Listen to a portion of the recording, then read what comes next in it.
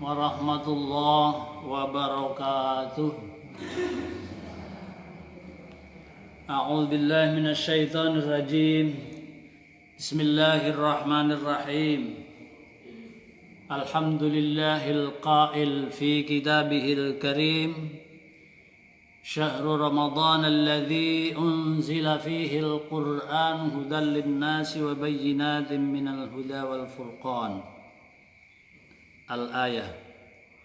Asyhadu an la ilaha illallah wahdahu la syarika lah wa asyhadu anna sayyidana wa maulana Muhammadan abduhu wa rasuluh. Wassalatu wassalamu ala Rasulillah Sayyidina Muhammad ibn Abdullah wa ala alihi wa ashabihi wa mawala wa la hawla wa la quwwata illa billah. Amma ba'da. Ashabul fadilah wal karamah, para pemirsa yang dirahmati oleh Allah. Ramadan itu bukan hanya turunnya Al-Quran saja. Akan tetapi seluruh kitab-kitab para nabi terdahulu itu juga diturunkan pada bulan Ramadan. Ya, itulah rahasianya Ramadan. Oleh karena itu ada beberapa penjelasan dalam beberapa hadis. Wa fil khabar idza halla hilalu Ramadan sahal arsh wal kursi wal malaika wa ma dunahum yaquluna tuba li ummati Muhammadin alaihi salatu wassalam bima indallahi ta'ala lahum minal karamah wastaghfarat lahum syams wal qamar wal kawakib wat tuyur fil hawa was samak fil ma. Al-hadis. Dalam sebuah khabar diceritakan idza halla hilalu Ramadan, ketika datang bulan suci Ramadan, maka sahal arsh wal kursi wal malaikah. Soha itu artinya berteriak dengan kegembiraan. Al-arsh wal kursi wal malaikah wa madunahum. Arsh itu adalah langit tahap terakhir yang ke-10. Di atas langit masih ada langit. Ada langit 7, di atasnya ada yang namanya Sidratil Muntaha. Di atas Sidratil Muntaha itu ada yang namanya mustawa. Di atas mustawa itulah yang namanya arsy. Di dalam arsy itu ada yang namanya al-kursi wal malaikatu, dan para malaikat yaquluna, para malaikat ngendika, berbicara, tuba li ummati Muhammadin alaihi salatu wassalam, berbahagia sekali, bejo kumayangan bagi umat Muhammad sallallahu alaihi wasallam, karena mereka, para umat Muhammad, mendapatkan suatu karomah, kemuliaan karena datangnya bulan Ramadan. Wastaghfarat lahumus syams. Di samping itu, matahari pun beristighfar, memohonkan ampun, wal qamar wal kawakib. Qamar itu rembulan, wal kawakib dan bintang-bintang, wat tuyur fil hawa, dan burung-burung yang ada di angkasa, yang ada di atas, semuanya tuyur-tuyur itu beristighfar. Wassamak fil ma', bahkan ikan laut pun ikut beristighfar. Wa kullu dzi riuhin, wa kullu dzi ruhin, setiap makhluk yang bernyawa, sak kurbeng langit, sak lumaing bumi, baik di malam hari maupun di siang hari, semuanya beristighfar. Jadi yang bisa beristighfar itu bukan hanya manusia saja. Yang bisa berdoa, yang bisa bertasbih, itu bukan hanya manusia saja. Semua makhluk-makhluk Allah yang ada di kurbeng langit, saklumaing bumi, yang di atas bumi ini, yang ada di perut bumi ini, semuanya bisa berdoa, bisa beristighfar. Yang tidak mau beristighfar kecuali satu, illa syayatina alaihimul laknah, yaitu yang namanya setan. Setan itu sebuah kata sifat mustaqil lafal satona. Satona itu yang jauh dari perintah Allah, menjauh dari aturan Allah, itu namanya setan. Jadi orang yang jauh dari aturan Allah itu boleh disebut dengan setan.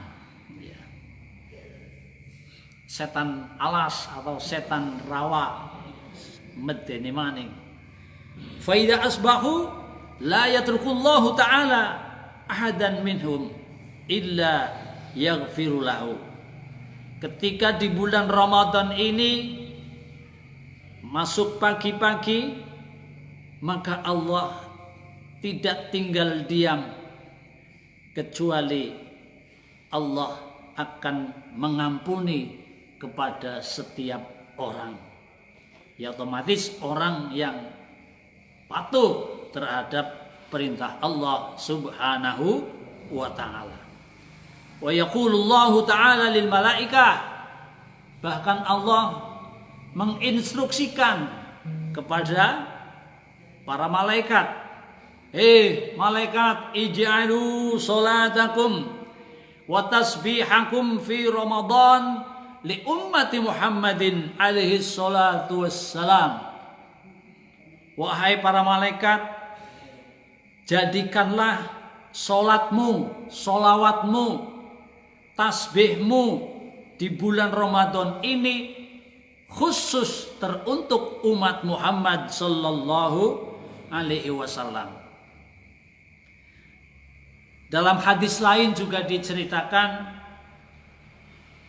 an Abi Hurairah radhiyallahu anhu anna Rasulullah sallallahu alaihi wasallam qala idza jaa Ramadan futihat abwabul jannah wa ghuliqat abwabun nar wa sufidatis syayatin. Ini hadis yang sangat terkenal, bahwa ketika datang bulan suci Ramadan, maka pintu-pintu surga akan terbuka menganga. Wa ghuliqat abwabun nar, dan pintu-pintu neraka akan terkunci semua. Bahkan wa sufidatis syayatin, setan-setan itu semuanya terbelenggu. Lalu pertanyaannya, kenapa katanya setan terbelenggu? Lah kok setiap bulan Ramadan masih banyak pula orang-orang yang berbuat dosa, berbuat maksiat. Ini apa memang saking hebatnya setan atau gimana itu, Kiai? Ya. Wasufedatis syayatin, itu kan artinya setan-setan itu terbelenggu. Bahwa makna dari wasufidatis syayatin itu ada dua. Ada makna hakiki dan makna majazi. Yang pertama, makna hakiki itu artinya selama bulan suci Ramadan setan memang dibelenggu sehingga tidak bisa menggoda manusia lagi. Adapun kemaksiatan yang terjadi itu bukan dari godaan setan, tapi dari kemaksiatan yang terulang-ulang sebelum Ramadan. Memang sudah terbiasa berbuat dosa, sehingga menjadi kebiasaan yang mudah muncul dalam diri seseorang di bulan Ramadan ini. Terkadang ora digoda, maksudnya mboten digoda dening setan, tapi sangare ngungkuli setan. Terbukti di siang hari Ramadan, setiap bulan suci Ramadan masih banyak berkeliaran yang namanya warung-warung Kilton. Warung Kilton gue sing sikile ora keton. Nah, rapet Kilton, raine ngumpet, sikile keton. Soalnya sikil orang denger ngisin. Beda karo rai, lane ditutupi. Jadi warung bayang-bayang ya. Awake bayangan, sikile mah keton. Jadi kayak apa terserah. Yang kedua, makna majazi. Jadi selama bulan Ramadan setan masih bebas berkeliaran, namun tidak punya kesempatan luas untuk menggoda manusia. Karena Allah Subhanahu wa taala telah membuka pintu rahmat dan maghfirah atau ampunan yang seluas-luasnya. Hal ini karena umat Islam yang beriman. Umat Islam yang beriman. Ya kan banyak umat Islam, tapi banyak yang tidak beriman. Umat Islam yang beriman ini sedang berpuasa, kualitas ibadahnya semangat meningkat pesat. Maka secara otomatis manakala ibadahnya meningkat, gemar baca Quran, rajin berjamaah, senang zikir, syaitan pasti akan menyingkir. Seperti puji-pujian yang sering dilantunkan setelah adzan, ya Allah Gusti, kita nyuwun pinaringan beninging fikir, kangge maca Quran lan zikir, nafsu setan sageda nyingkir.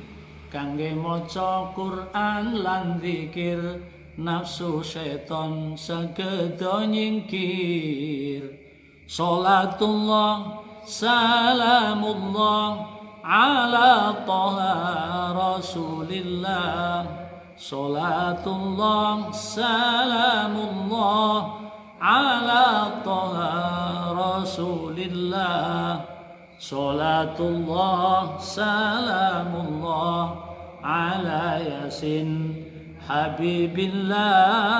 Salatullah salamullah ala yasin habibillah.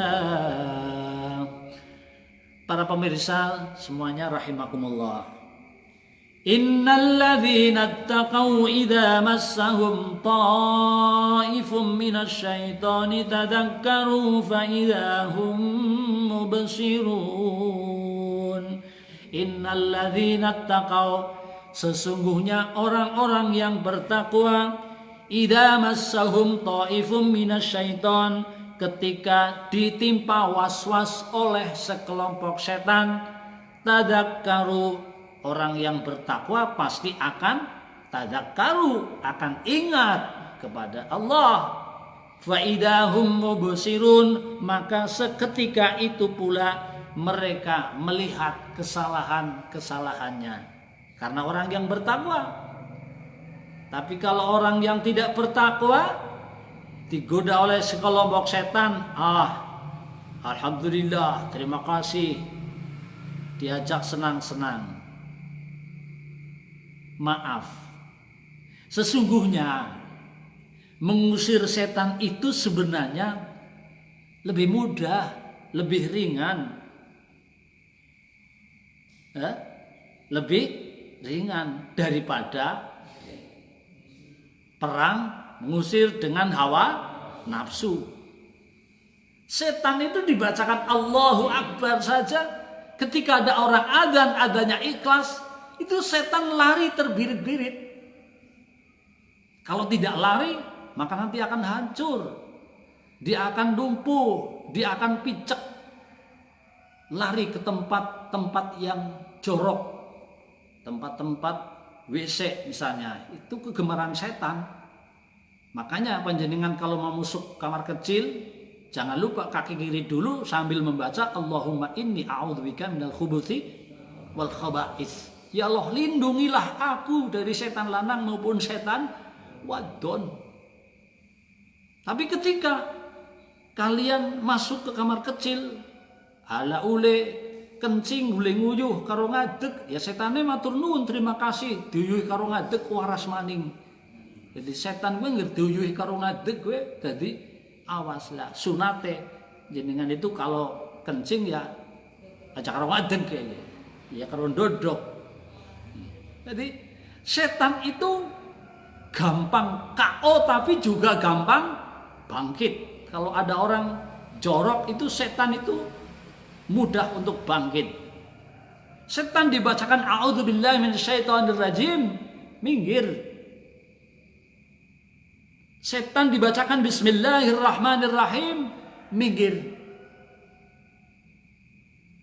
Panjenengan ketika keluar rumah bepergian selalu membaca bismillahi tawakkaltu 'ala Allah la haula wala quwwata illa billah. Itu setan itu nangis tersengguk-sengguk. Karena apa? Ketika panjenengan membaca bismillahi, langsung malaikat yang menyambut dengan doa hudita, Anda dapat petunjuk. Tawakkaltu 'ala Allah, maka kufita, karena kamu mau bertawakal pada Allah, maka Anda kufita, kalian tercukupi. Ketika membaca la haula wala quwwata illa billah, maka malaikat menyambut dengan doa wa wukita, Anda akan mendapatkan kekuatan, sehingga perjalanan panjenengan akan mendapatkan kekuatan, aman dari segala macam gangguan. Setan minggir semuanya. Apalagi dibacakan ayat kursi. Ayat kursi itu sangat ampuh, sangat terkenal untuk ngusir daripada dedemit setan merkayangan. Dalam sebuah hadis diceritakan, an Abi Hurairah anna Rasulullah sallallahu alaihi wasallam qala, suratul Baqarah fiha ayatun sayyidatun ayil Qur'an, la taqra'u fi baitin fihi syaitanun illa kharaja minhu ayatul kursi.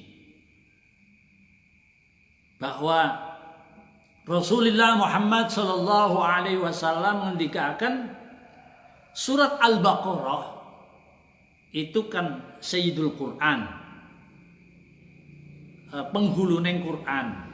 Di dalam surat Al-Baqarah itu ada ayatun sayyidatun, penghuluning surat Al-Baqarah, yaitu yang namanya ayat kursi. La taqra'u fi baitin fihi syaitanun illa kharaja minhu. Ayatul kursi ketika dibaca di dalam rumah Kalau di rumah itu terdapat setan, maka seketika itu pula setan akan lari terbirit-birit. Juga dijelaskan dalam hadis lain, ma quri'at fi darin illa hajarat hasyayatin salasina yauman wala yadkhuluha sahirun wala sahiratun arba'ina lailatan. Ayat kursi yang dibacakan di sebuah rumah, maka setan itu akan hijrah, setan itu akan minggat selama 30 hari. Dan di situ tidak bisa dimasuki oleh santet sahirun wala sahiratun, santet lanang maupun santet wadon, selama 40 hari tidak akan tembus ketika rumah panjenengan sering dibacakan ayat kursi. Kaum muslimin muslimat, para pemirsa rahimakumullah. Likulli syai'in sinamun wa sinamul Qur'an suratul Baqarah wa fiha ayatun hiya sayyidatun ayil Qur'an ayatul kursi. Bahwa likulli syai'in sinamun artinya setiap sesuatu, segala sesuatu itu ada puncaknya. Wasinamul Quran suratul Baqarah. Adapun puncaknya Al-Quran adalah suratul Baqarah. Di dalam surat Al-Baqarah, di situ terhadap penghulu semua ayat yang terkenal dengan ayat kursi. Allahu la ilaha illa huwal hayyul qayyum la ta'khudhuhu sinatun wa la naum. Al-ayah, itulah ayat kursi. Hafal? Ya kebangetan nek ora hafal. Unggal dina jagong nang kursi kok ora hafal ayat kursi. Hah? Nah iya. Jadi segala sesuatu itu ada puncaknya.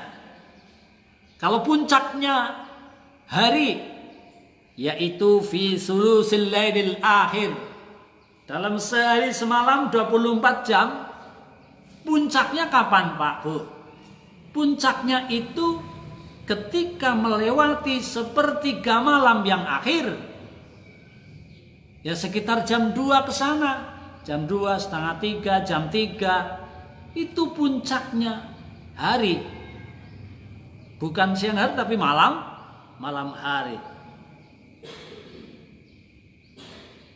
Sinamul ayam, puncaknya beberapa hari, puncaknya minggu usbu', yaitu hari Jumat. Sayyidul ayam Gusti ning para dina iya gue hari Jumat. Hari Jumat pun ada puncaknya. Kapan? Selesai khutbah, sebelum sholat. Itulah doa yang sangat mustajabah. Kemudian sinamul hajj, puncaknya haji, yaitu wukuf di Arafah, yakni pada tanggal 9 Dzulhijjah. Itu puncaknya haji. Dalam 1 tahun adalah 1 hari yang paling hebat. Karena 1 hari itu asyratu alaf yaumin. Perbandingannya adalah 10 hari, 10.000 hari fil fadli. Ing dalam keutamaannya 1 hari berbanding 10, yaitu hari Arafah. Makanya panjenengan ketika hari Arafah tanggal 9 Dzulhijjah diajak oleh para ulama, para kiai untuk mengikuti kegiatan gerbuhu, gerakan baca 1000 kulhu. Setelah baca 1000 kulhu, permintaan panjenengan semuanya akan terkabul. karena telah membaca 1000 qul. Kemudian pada saat sholat juga ada puncaknya. Lah puncaknya kapan? Sinamus sholat, yaitu pada saat kita bersujud. Ketika panjenengan sujud, disitulah puncaknya panjenengan menghadap kehadirat Allah Subhanahu wa ta'ala. Seolah-olah panjenengan bisa melihat Allah ada di depannya. Kalau tidak bisa demikian, fa illam takun tara fa innahu yarak. Seolah-olah Allah itu sedang melihat panjenengan pada saat ibadah, terutama pada saat sujud. Kemudian beberapa kali disebutkan istilah jihad. Nah, jihad puncaknya itu di mana? Sinamul jihad, yaitu qaulul haq. Asal panjenengan berani ngomong benar, ngomong nyata, apa adanya, itulah yang namanya jihad. Sinamul jihad, puncaknya jihad. Sinamul umur, puncaknya segala perkara, yaitu kalimatut tauhid, ucapan la ilaha illallah.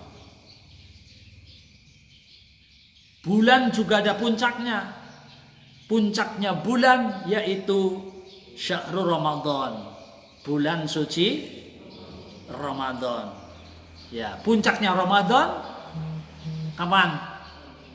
Lailatul Qadar. An Abdullah bin Abbas radhiyallahu anhuma, anin Nabi sallallahu alaihi wasallam, man adraka syahr Ramadan bi Makkah. Nah, ini kaitannya dengan puncaknya bulan adalah bulan Ramadan. Puncaknya Ramadan apabila bisa Ramadan di Makkah Al-Mukarramah. Puncaknya tempat yang ada di Makkah Al-Mukarramah. Puncaknya masjid adalah Ka'bah. Puncaknya masjid ya Masjidil Haram. Masjidil Haram ada di dalam di dalam Masjidil Haram ada yang namanya Ka'bah. Maka Rasulullah Shallallahu Alaihi Wasallam dikatakan, man adraka syahr Ramadan bi Makkah fasamahu wa qama minhu ma tayassara kataballahu lahu mi'ata alfi syahri Ramadan fi ma siwa. Barang siapa yang bulan Ramadan ada di kota Makkah dan di sana berpuasa. Kadang-kadang orang Makkah juga ada yang tidak puasa, udah di tanah suci, mungkin merasa dirinya suci, udah di tanah suci lah, udah nggak usah puasa. Nah itu beda. Ya nggak puasa ya, meskipun di Mekah nggak puasa, nggak sholat, ya tetap neraka, jahanam. Loh, Abu Jahal juga di Mekah kok. Abu Lahab juga hidupnya di Mekah. Jadi di Mekah juga tidak menjamin. Kalau tidak beribadah ya tetap akan disiksa. Siapa saja yang berada di tanah suci kemudian di sana menjumpai bulan Ramadan, berpuasa, wa qama minhu, dan mau melaksanakan ibadah sholat tarawih. Yang namanya sholat tarawih itu tidak harus di masjid. Sholat tarawih itu boleh di mana saja. Tapi ya tidak boleh kapan saja. Ya, sholat tarawih ya di bulan Ramadan pada malam hari. Tarawih di siang hari ya nggak boleh. Maka Allah akan mencatatnya bagi orang yang Ramadan berada di Makkah berpuasa, dicatat oleh Allah ibadah selama 100.000 bulan di lain Ramadan. Wa katabalahu bi kulli yaumin itqa raqabatin wa bi kulli lailatin itqa raqabatin. Setiap siang malam Allah mencatatnya, membebaskan hamba, membebaskan budak. Wa kulli yaumin hublana farsin fi sabilillah. Dan setiap hari dicatat oleh Allah, panjenengan berjuang dengan jarannya. Wa fi kulli yaumin hasanatan wa fi kulli lailatin hasanatan. Pada setiap hari ada kebaikan dan setiap malam pun ada kebaikan. Ini dijelaskan di dalam kitab Is'afu Ahlil Iman. Kebetulan saya dulu pada tahun 1996 atau bertepatan 1416 Hijriah itu Ramadanan di sana, di Madinah beberapa hari, kemudian yang lama ada di Mekah. Nah, setelah Ramadan selesai, saya nggak pulang, nunggu sampai musim haji sampai selesai. Nah, untuk apa di sana? Yang ngaji. Kalau habis ngasar, haji kitab Is'afu Ahlil Iman. Ya ini yang saya cuplik kitabnya. Kalau habis maghrib, haji kitab Tafsir Ibnu Katsir. Kalau musim haji masuk bulan Dzulqa'dah, itu mulai ngaji kitab Hidayatus Salik, kitab yang membahas tentang haji. Yang mengajar di sana pada waktu itu adalah Syekh Ahmad Nur Saif. Ya. Para hadirin muslimin muslimat rahimakumullah. Maka siapa yang ingin mendapatkan hikmah dan pahala tersebut, ya ibadah umroh di bulan suci Ramadan. Karena dalam sebuah hadis dikatakan bahwa umratun fi Ramadan ta'dilu hajjatan au hajjatan ma'i. Siapa yang beribadah umroh di bulan suci Ramadan, maka perbandingannya adalah ibadah haji atau haji bersamaku, bersama aku Rasulullah Muhammad sallallahu alaihi wasallam. Kalau belum bisa umroh di bulan suci Ramadan, ya mencari pahala yang seperti orang ibadah umroh atau seperti ibadah haji, yakni sregep jamaah sholat subuh. Karena dijelaskan orang yang gemar jamaah sholat subuh, an Anas bin Malik min hadisin hasanin, man shallal fajra fi jama'atin thumma qa'ada yadhkurullaha ta'ala hatta tatlu'a asy-syams thumma shalla rak'ataini kanat lahu ka'ajri hajatin tamatin wa umratin tamatin. Yang artinya, barang siapa yang melaksanakan sholat subuh berjamaah, sholat subuhnya berjamaah, setelah sholat subuh kemudian panjenengan duduk zikir kepada Allah. Zikir itu macam-macam, bisa zikir baca Quran, baca sholawat, bisa zikir dengan ngaji, bisa zikir sir, zikir torikoh dengan nada yang sir, yang lemah. Oleh zikir itu hatta tatlu asyams, sampai terbit matahari. Ya seperti ini, panjenengan habis sholat subuh duduk ngaji sampai terbit matahari. Summa sholla rok'ataini, kemudian panjenengan melaksanakan sholat 2 rakaat. namanya sholat isyraq, sholat karena terbitnya matahari. Itu pahalanya ternyata kanat lahu ka ajri hajatin tamatin wa umratin tamatin, seperti ibadah haji yang sempurna dan ibadah umrah yang sempurna. Oleh karena itu, setiap pagi momen subuh jangan panjenengan lupakan untuk selalu berjamaah dan ngaji, zikir, wirid, baca Quran, baca sholawat, baca tasbih, dan lain sebagainya.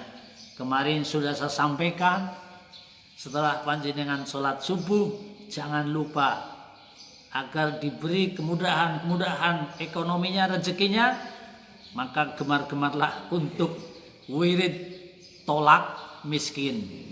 Subhanallah wa bihamdihi subhanallahil azim astaghfirullah. Ping pinten? Ping 100. Mudah-mudahan kita selalu ingat, kita selalu melaksanakan agar diberi anugerah dan barokah yang berlimpah. Kita akhiri dengan tasbih penutup majelis. Subhanakallahumma wa bihamdika asyhadu an la ilaha illa anta astaghfiruka wa atubu ilaik. Wallahul muwaffiq ila aqwamit thariq. Wassalamu alaikum warahmatullahi wabarakatuh.